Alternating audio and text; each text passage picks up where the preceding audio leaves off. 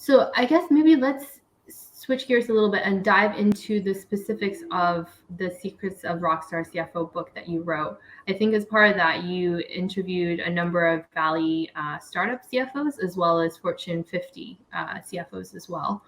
Can you maybe provide a bit more context in terms of, the types of businesses they were involved in, and in particular, how did they prioritize what they did in a new role? As soon as they were joining a new business, what were their top priorities in the first 100 days? Sure. And my own personal background, I worked in venture-backed tech companies when I was a CFO. So even though I had a reasonably broad range, I probably had disproportionate venture-backed CFOs that I interviewed in the book. But I did interview, one CFO. I think it was Fortune 6 at the time, and at least one other in the Fortune 50. And I got, a good cross-section, a few nonprofits, well-respected. But are you familiar with the expression "horses for courses"? I'm not. It's from, I don't know anything about horse racing except that one phrase, but the idea is not every horse is going to win on every track. Like there's some horses that are really good on a fast track over a short distance, they're sprinters. And then there's other horses that are actually, they're slow horses, but for whatever reason, they run well in muddy conditions or they do well in long races. Mm-hmm. So each situation, horses for courses, right? The CFO of a relatively small growing company may not be the same person who's going to be successful in a Fortune 500 type of company. It's just a different game, even though they're both CFO types of jobs, if that makes sense. So I tried to get a cross section and overcome my own little bit of a tech bias as I did that. So, but you'd also asked about like the early stages of being a CFO. Yeah, I guess so to your point, you said, the size and the growth, and also I guess the complexity of the business, right? If you're in a hardware business versus a software business, that impacts how the role of the CFO operates. So coming into a new role, how do you really prioritize what you do in the first 100 days to demonstrate the value as a strategic leader? Yeah, it's interesting because I tend to talk about 90 days or 100 days a little bit. And when you think about it, that's roughly the length of a semester in college.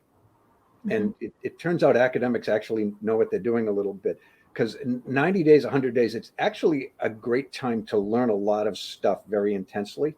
And I encourage CFOs in the first 90 days not to necessarily try to accomplish that much, but to learn. Because it's, once you're sort of living it, you're not going to have time to ask questions and people are going to be wondering why you're doing it. But sort of step back. Don't feel like you need to accomplish a bunch of things your first week or even your first few weeks. You can't do nothing. I mean, you've got to move the ball forward. But, I tell people, learn the business a little bit. Get to know, if you have a reasonably sized finance and accounting team, get to know every one of them a little bit. Get to know cross-functionally, get to know the salespeople, get to know the customer support people. Get to know your board of directors, understand your business as best you can. And again, in the long run, you'll be extremely well served for having taken those 90 days. And just, again, I'm not saying don't do any actual work, but take it as a learning opportunity. And the other thing is, build alliances too.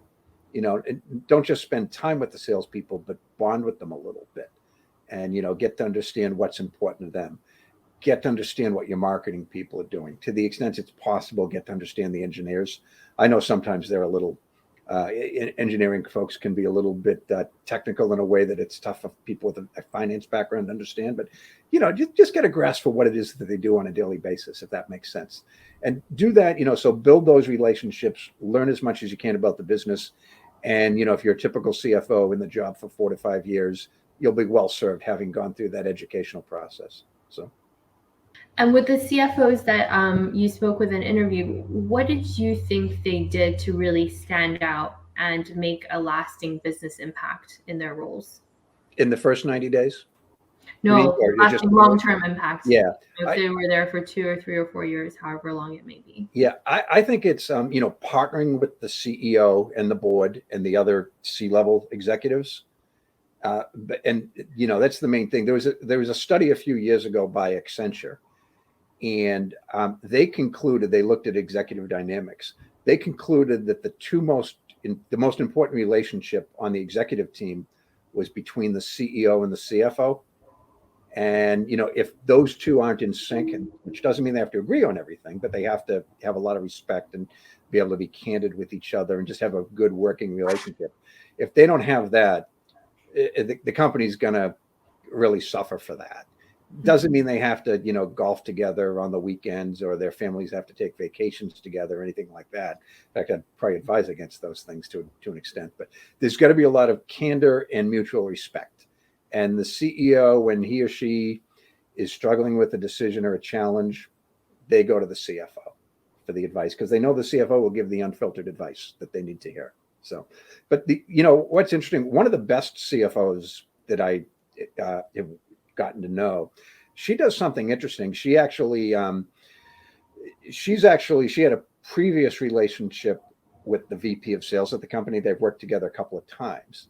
So they have staff meetings weekly, each one of them, but once a month they switch. So she'll actually run the sales and marketing meetings, and he's not allowed to attend.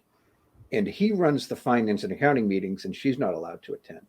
So that does so many things that, it makes the two teams cooperate more. Because I don't know about you, Joyce, but marketing versus accounting, in some companies that can get a little bit ugly sometimes. But it gives them a lot of empathy for each other, and it just broadens their business perspective as well. So yeah, it sounds like really deepening that trust and building a sense of empathy at the leadership level is going to cascade down to the rest of the organization as well, and that impact will really be felt long term. absolutely. And another thing you can do, and you can't do it behind your boss's back, so you sort of have to make sure she or he is okay with it. But I encourage them to meet with the board members one-on-one, and you're not talking about the boss. Do you know what a screw up he is or she is? It's not about that. It's just about establishing a relationship. It'll make you a better CFO, because the board members will tell you, these are the things that we really need you to focus on. This is the stuff, the information that we really need you to share with us. And usually it's not accounting type stuff. It's strategy and operation and sales metrics and whatnot. And it'll also give them a deeper appreciation for what you do as well. You don't want to be seen just as the guy who keeps score or the woman who keeps score. You want to be seen as a value add across the whole company, including to the board of directors. And then I guess the bonus is, if in the United States, there's data that suggests that about every 3.5 years, a CFO leaves a job, voluntarily or otherwise. It's really good if during those 3.5 years you've been meeting with board members regularly, because, what a fantastic reference, right? Someone was on the board. The other thing is, most people aren't on just one board.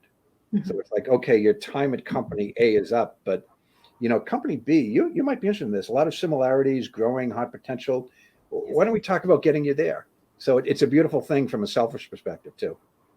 Yeah, I think that's a super great point, is that the really rock star CFOs, the ones that I worked with in the past, are just rare and few in between.